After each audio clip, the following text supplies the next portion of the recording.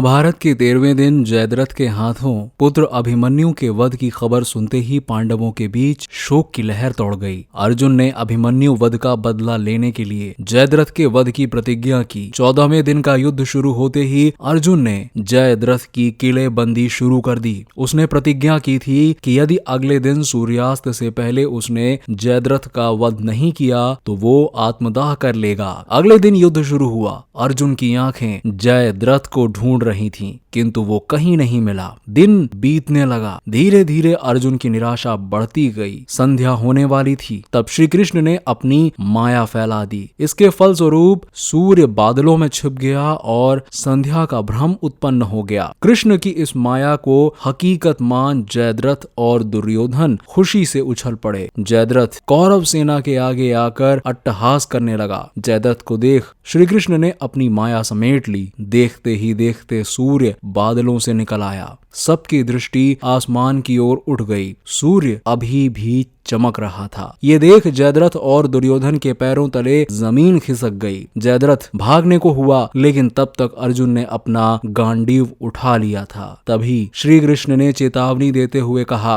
हे अर्जुन, जयद्रथ के पिता ने इसे वरदान दिया था कि जो इसका मस्तक जमीन पर गिराएगा उसका मस्तक भी 100 टुकड़ों में विभक्त हो जाएगा। इसलिए यदि इसका सिर जमीन पर गिरा तो तुम्हारे सिर के भी 100 टुकड़े हो जाएंगे। इसलिए उत्तर दिशा में यहां से 100 योजन की दूरी पर जयद्रथ का पिता तप कर रहा है। तुम इसका मस्तक ऐसे काटो कि वो इसके पिता की गोद में जा गिरे। अर्जुन ने श्री कृष्ण की चेतावनी ध्यान से सुनी और अपनी लक्ष्य की ओर ध्यान कर बाण छोड़ दिया। उस बाण ने जयद्रथ का सिर धड़ से अलग कर दिया और उसे लेकर सीधा जयद्रथ के पिता की गोद में जा गिरा। जयद्रथ का पिता चौंक कर उठा तो उसकी गोद में से सिर जमीन पर गिर गया। सिर के जमीन पर गिरते ही उनके सिर के भी 100 टुकड़े हो गए। इस प्रकार अर्जुन की प्रतिज्ञा पूरी हुई।